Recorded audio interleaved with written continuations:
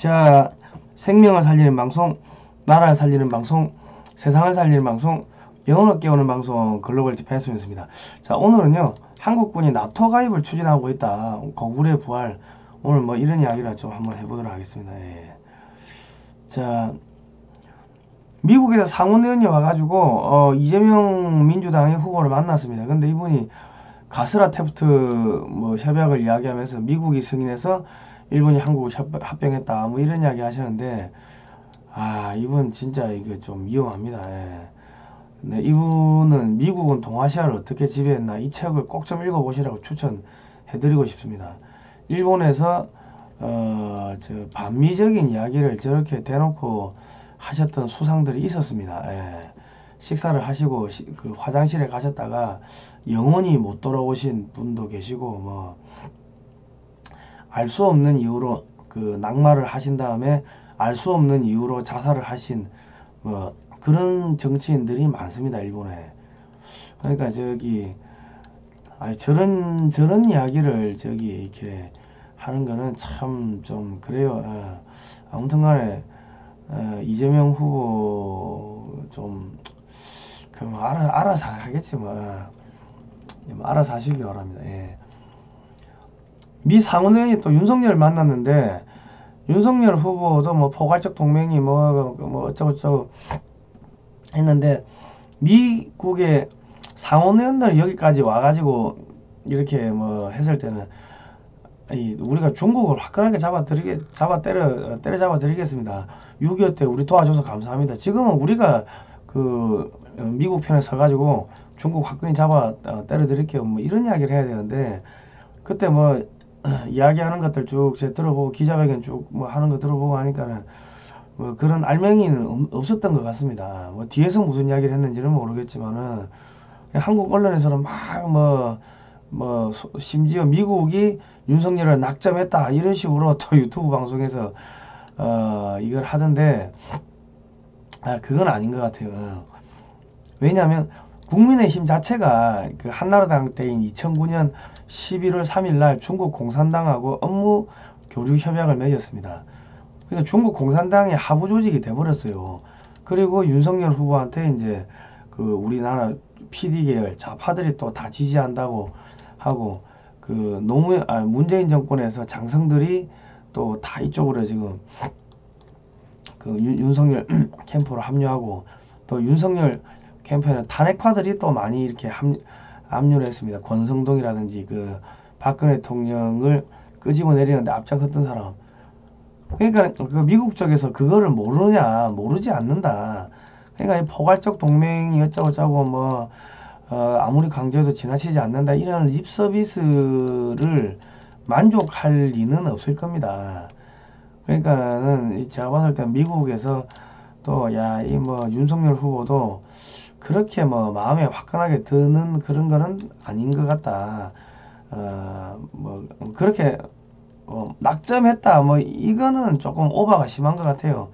우리나라 언론의 유튜브에서 뭐 윤석열을 뭐 찬양한다고 뭐 낙점했다 이런 이야기를 막 하던데, 그건 아닌 것 같습니다. 예. 조금 더 봐야 될 것 같아요. 예. 자, 지금은 화끈하게 피하 식별이 안 되기 때문에 미국도 한국의 대통령 후보 중에서 화끈하게 우리가 중국 때려잡아 드릴게요. 뭐 이런 이야기를 하는 사람이 나오기를 원하는 겁니다. 그런데 이제 그런 뭐 지금 여야 양당의 후보들이 그런 거는 지금 안 보인다.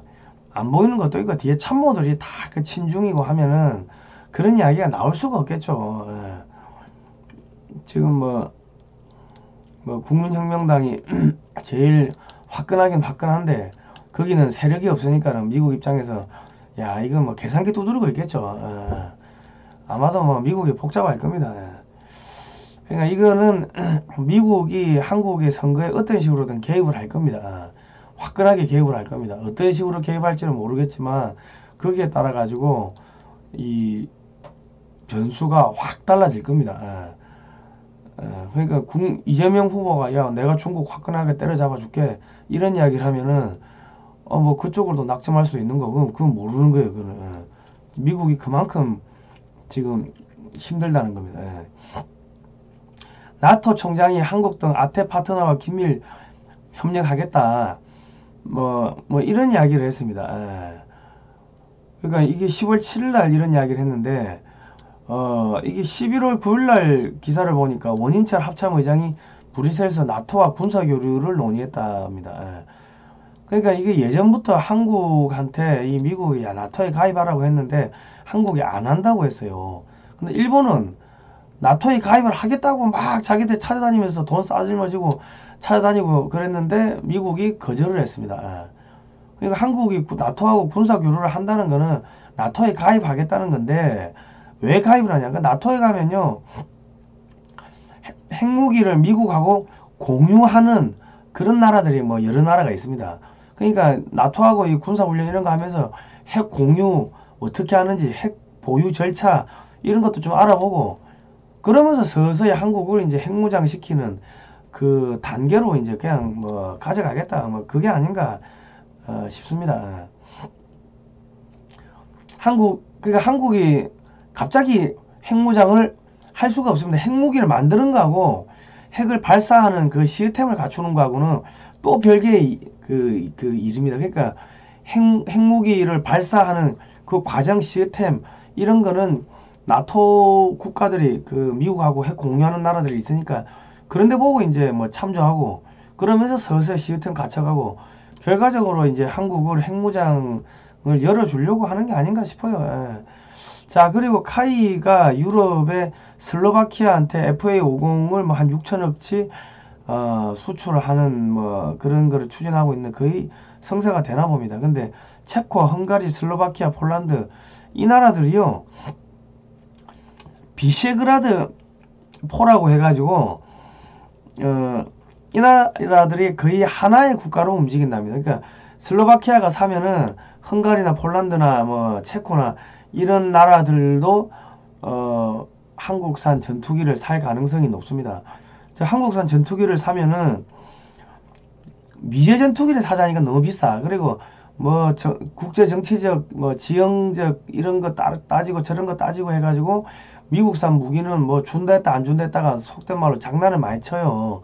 미국이. 그러니까 LIC 한국산 FA50 사겠다. 한국산 FA50을 지금 성능을 업그레이드를 한다고 합니다. 뭐 공중급유 기능도 넣고 뭐 미사일 기능도 좀 보강하고 뭐 등등 전자장비도 좀 보강하고 그러면은 이게 단가는 뭐 한 350억 400억 정도니까 그 F16의 절반 값인데 성능이 F16만큼 이게 좋아진대요. 그러니까 뭐 괜찮죠. 저런 국가들이. 그리고 이제 거기서 사보고 좋으면 야 돈 좀 더 보태가지고 우리 한국의 KF-21 요거 스텔스기 사겠어. 아마 이래 나올 겁니다.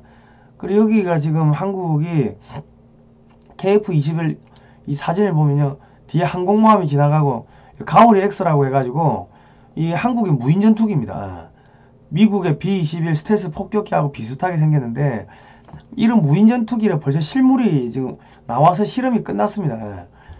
그러니까 나중에 저런 뭐 헝가리나 저런 국가들이 한국산 KF-21 사고 또 지금 한국 KF-21에다가 무인기로 FA50을 무인기로 만들어서 달고 다니겠다. 뭐 지금 이런 이야기도 나오고 있으니까 KF-21을 도입하면은 갑자기 이제 비약적으로 이 공군력이 급상승해지는 그러한 상황이 됩니다. 그리고 이 국가들 저기 영국, 뭐 프랑스, 독일, 이탈리아를 다 붙여도 한국군보다 이 군사력이 약합니다. 핵무기 빼고 나면요. 그러니까 이 비셰그라드 포 이 나라들이 한국 무기를 사기 시작하면은 다른 나토의 다른 국가들도 한국산 무기를 막 사게 될 겁니다. 그렇게 되면은 무기를 팔면은 향후 30년에서 한 50년간은 한국에 때 되면 돈 들고 와서 이 부품을 사가야 됩니다. 그러니까 한국한테 경제가 종속이 되는 거예요. 그러니까 유럽 국가들이 동유럽 국가나 이런 국가들이 사실상 한국의 영향력 안으로 빨려드는 겁니다.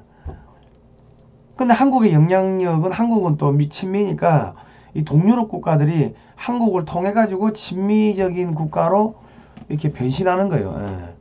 뭐 그렇게 보시면 되겠습니다. 그리고 지금 소련을 러시아를 막는데 최전방이죠. 비셰그라드 포 국가들이. 그러니까 이 나라들이 한국산 무기로 대거 무장을 하면요.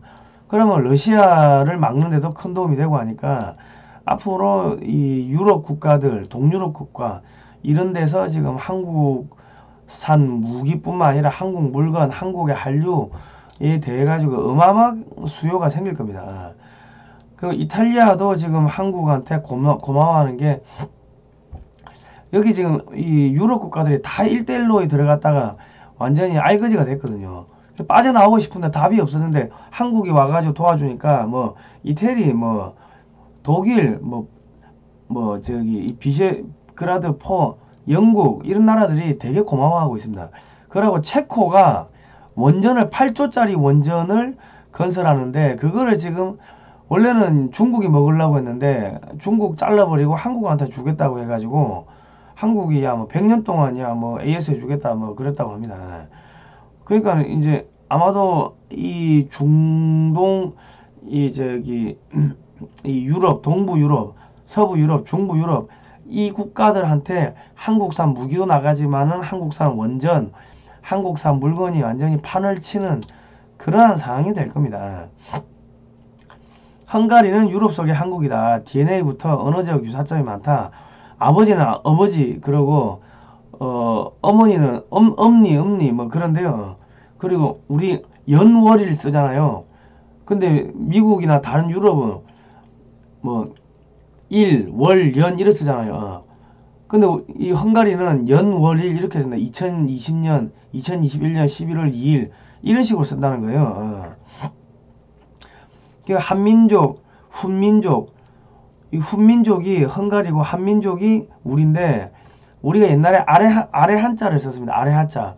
그러면은 그 시음 밑에다 점 찍고 니은 해자 그러면 그게 훈도 되고 한도 되고 혼도 되고 발음이 애매해요. 그러니까 이게 그 훈족하고 같은 혈통이라는 게 밝혀졌다. 그리고 헝가리에 투자한 중국 기업들의 철수가 이제 이어진다는 거예요. 헝가리에서 독일 제치고 한국이 이제 1등으로 투자를 했다.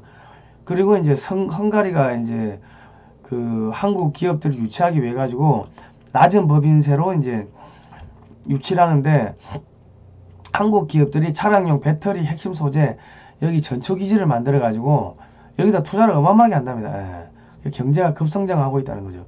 그래서 지금 이제 이 북한 무너지고 만주만 우리가 수복하면은 몽골, 카자흐스탄, 헝가리 이렇게 유럽까지 거대한 초원의 길이 열립니다. 옛날에 고구려가 달렸던 초원의 길이 열리는데 터키가 요즘에 한국한테 와가지고 돈도 얻어쓰고 저기 달러도 좀 얻어가고 그 알타이 전차 파워팩도 얻어가고 하더만은 야 중앙아시아과들 탄자 들어가는 국가들 있죠.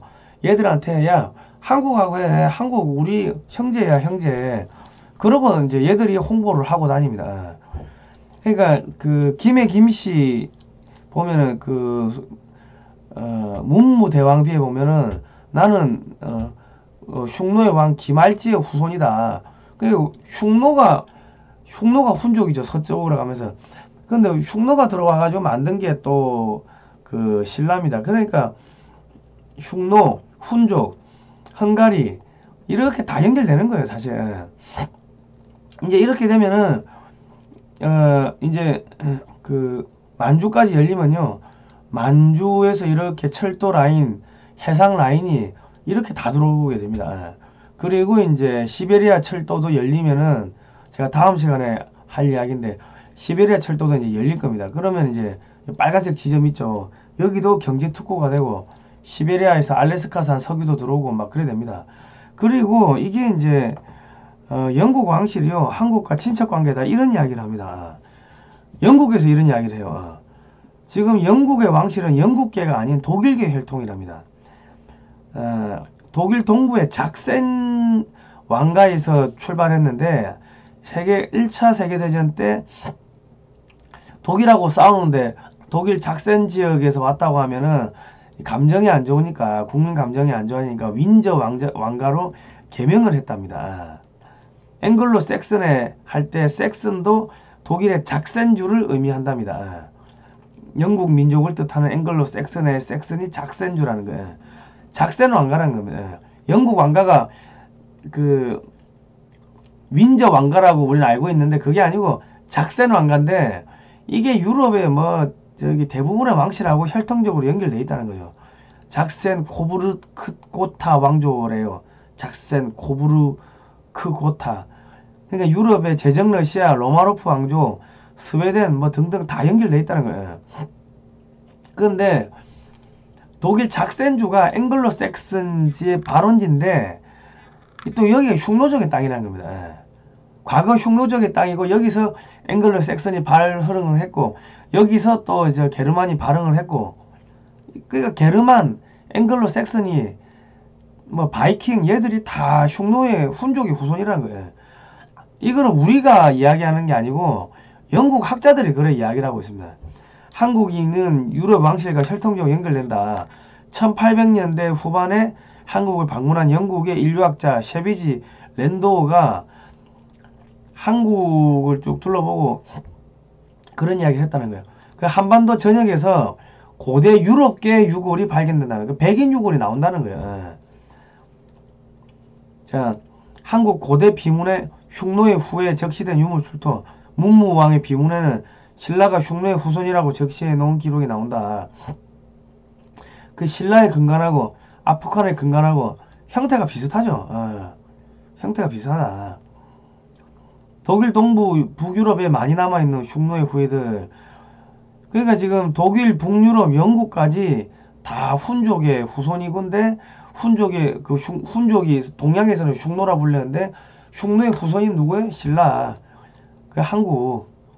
지금 그래 연결된다는 겁니다. 한국과 독일, 동유럽 식문화가 비슷한 부분이 많다.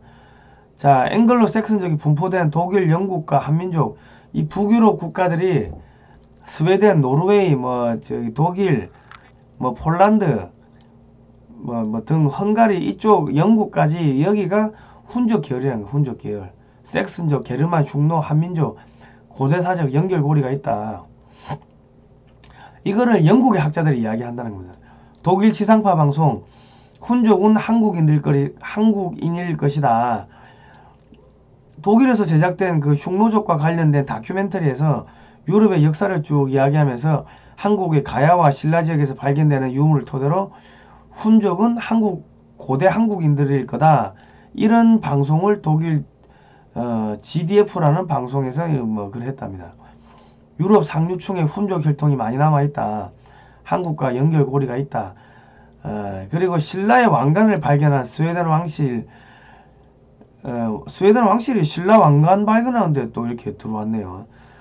영국 왕실에서는 1992년에 신라의 왕관을 발견한 스웨덴 여기 황태자 사진이 나오는데 이 스웨덴 황태자가 신라의 왕관을 발견하는데 또 참여를 했나 봅니다. 그리고 1992년에는 다이애나 찰스 황태자가 경주의 유적들을 둘러봤다. 경주가 그 신라 아닙니까? 불국사. 7년 뒤인 1999년에는 엘리자베스 2세 여왕이 안동을 가고요. 또 지금 영국 왕실에서는 안동 사과를 그렇게 좋아한답니다. 안동 사과가 뭐 거기밖에 없겠습니까? 그 이유가 있는 거죠. 유럽 왕가가 비공식 공식 루트로 신라의 유적을 계속적으로 방문하고 있다. 신라 시대의 황금 왕관과 신라 시대 왕실의 스타일을 모방한 기념품을 선정해서 별도로 영국 왕실에서 발행하는 결혼 기념 도록에 이렇게 왕실 컬렉션으로 신라의 금관 스타일을 집어넣었다는 거죠. 그 영국 왕실이 신라하고 관계가 있다는 거 영국 애들은 알고 있다는 거예요. 우리가 몰라서 그렇지. 흉노, 훈족, 동계론 현재 국제 정치학적으로 의미가 있는 연구가 될 거다. 이제 국제 정치학적으로 중국을 이제 제거를 하려고 하다 보니까 쭉 이제 포위망을 짜야 되는데 이 알타이, 흉노, 훈족 대연합이 이제 뜬다는 거예요. 미국, 영국, 호주, 앵글로 섹슨 동맹 오커스로 출범을 했는데 프랑스나 기타 유럽권 국가들은 비판을 많이 하는데 희한하게 게르만족, 앵글로 섹슨족, 요 노르웨이, 스웨덴, 독일, 뭐 헝가리 뭐 이런 국가들은 오스트리아 이런 국가들은 그 오커스에 대해 가지고 비난을 안 한다는 거죠. 같은 흉노 훈족 계열이라서 비난 안 한다. 뭐 그 이야기입니다. 예. 자, 그러니까 지금 한국이 그 영국하고 훈족으로 엮이는 거예요. 훈족. 예. 고대 흉노로 엮이는 거예요. 예. 그리고 중앙아시아 국가들하고 터키나 이런 데하고 다 뭐 돌골 투르크 흉노 그래 엮이고 유태인들하고는 또 어떻게 엮이는가 제가 잠깐 설명을 드릴게요. 예. 이 그 뭐 1세기, 2세기, 3세기 뭐 그때 뭐 저기 흉노하고 저기 누구야 저 한나라하고 치고받고 싸워가지고 뭐 300년 뭐 그때쯤 해가지고 3세기 4세기경에 훈족이 대이동을 합니다. 그러면서 이제 게르만족이 남하를 하고 그 지금 게르만 지역에 독일 지역에 있던 거기 이민족들이 남하를 하면서 이제 서로마가 무너지는데 그러니까 훈족이 대이동하면서 저기 어딥니까 스웨덴도 들어가고 뭐 폴란드 뭐 저기 이런 데 다 들어간 거죠. 그런데 왔다 갔다 하다 보니까는 야 우리 중간에서 그냥 쉴래하고 쉬었던 그 7세기경에 카자리아라는 나라가 있었는데 7세기경에 갑자기 유대교를 받아들이면서 카자리아 혹은 막 하자리아 이 나라가 유대교 국가로 바뀌는 겁니다. 그런데 이게 13세기에 그 징기스칸이 서진을 그 호라즘 정벌한다고 서진을 하면서 이 카자리아에 있던 그 유대인들이 그러니까 혈통적으로 유대인이 아니고 북방 기마민족계 유대인인 겁니다. 예. 얘들이 혈통적으로 엮였는지 안 엮였는지는 제가 잘 모르겠어요. 그 연구를 더 해봐야 되는데 어쨌든 간에 유대교를 받아들이면서 유태인이 되는 얘들이 그 징기스칸이 쳐들어오니까 서쪽으로 이제 도망을 가는 거예요. 그러면서 독일 지금 작센 지방으로 들어갔는데 그 히브리어로 아슈케나즘 주이시라고 하면은 독일계 유태인이라는 말입니다. 그러니까 전 세계 유태인의 90% 이상이 아슈케나즘 주이신데 얘들은 북방 기마민족 속된 말로 훈족, 흉노의 후손들이 죽치고 앉아 있다가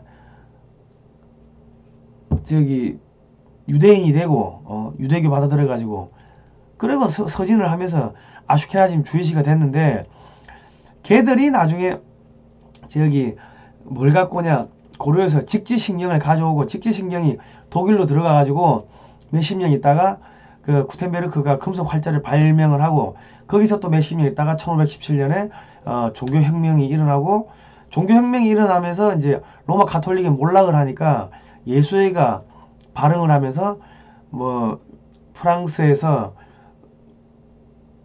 그 무슨 전쟁이야 저기 그 뭐 하여튼 종교 전쟁을 계속 일으키면서 이 원래대로 복원을 하자.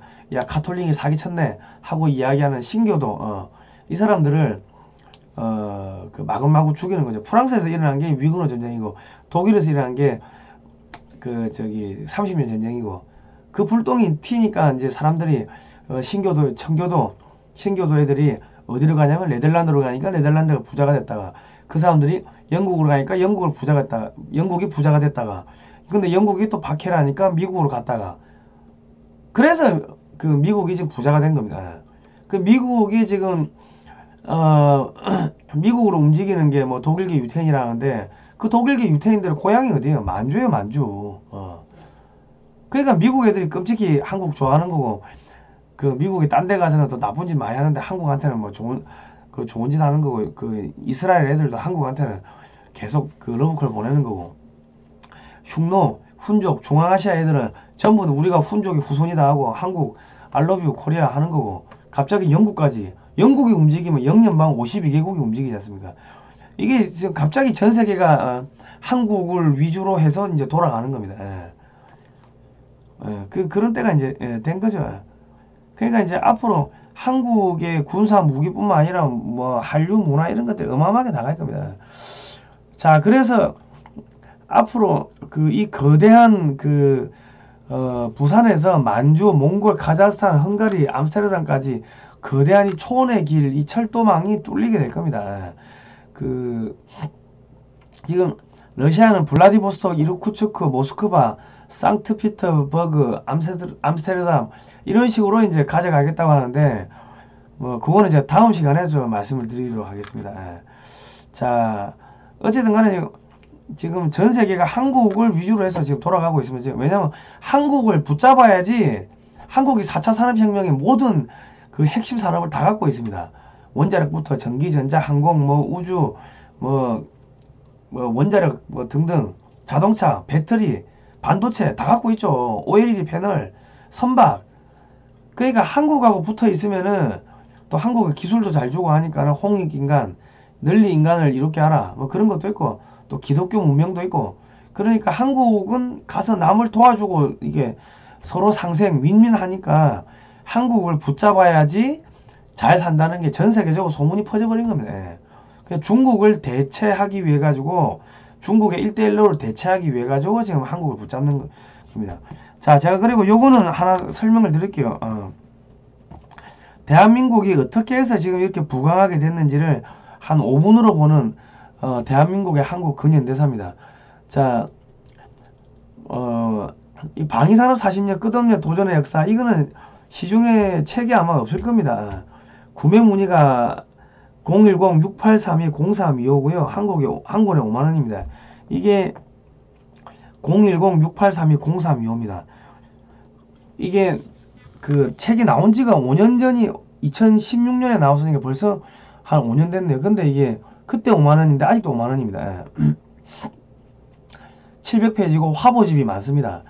그러니까 이건 집에 뭐 이 소장용으로 보관을 하시면 좋을 건데 닉슨 독트린 이후로 주한미군이 철수합니다. 그리고 북한이 제2의 한국전을 준비를 하고 김신조 사태, 울진 삼척 무장공비, 푸에블로 납치, 판문점 도끼 만행, 미 정찰기 격추 사건, 현충원 폭파 사건 등 이런 그 이제 제2의 6.15를 일으키려고 하니까 박정희 대통령이 포탄 만들려고 이제 화학산업에 투자하고 미사일 만들려고 전자산업에 투자하고 함정 만들려고 조선산업에 투자하고 전차 장갑차 만들려고 자동차 산업에 투자를 하고 후방에 있는 전시물자를 전방으로 옮기기 위해 가지고 경부고속도로를 만들고 이 공장에 댐을 만들어 가지고 공업용수를 공급하려고 댐을 만들었고 그리고 전시물자를 보급하려고 항만 개발을 했고 그리고 산업인력을 육성을 해가지고 공장에다가 인력을 제공을 하려고 전국의 공업계 고등학교를 만들어 가지고 일하면서 싸운다, 싸우면서 일한다, 산업전사, 산업전선 뭐 이런 이야기들이 나왔습니다. 그리고 국방과학연구소 창설하고 그리고 100억 달러 이상을 10년 넘게 투자를 해야 되니까 내무담에 침을 뱉으라고 유신을 한 겁니다. 유신기한을 한 겁니다.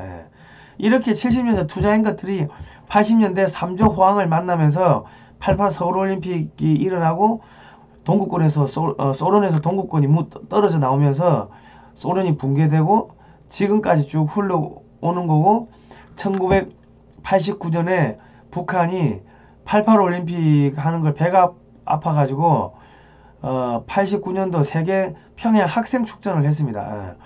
그러고 나면서 경제가 파탄 나가지고 1990년도에 그때부터 300만 명이 굶어 죽는 고난의 행군으로 이제 들어가게 됐고 이제 중국 하나 남은 거예요. 중국은 한국이 때려잡아야 되는 거지 미국이 때려잡을 수가 없는 거예요. 그래서 한국이 정치인들이 화끈하게 중국을 때려잡겠습니다. 그 이야기를 해야 되는데 여당 야당 후보 둘 다 이 국제 정세를 모르고 역사를 모르니까 애매하게 이야기를 한 것 같습니다. 자, 뭐 오늘은 여기까지 할게요. 다음 시간에는 러시아하고 군사 협력하는 거 해드릴게요. 자, 구매 문의는 010-6832-0325입니다. 택배비 무료입니다. 자, 다음 시간에 뵙도록 하겠습니다. 고생하셨습니다.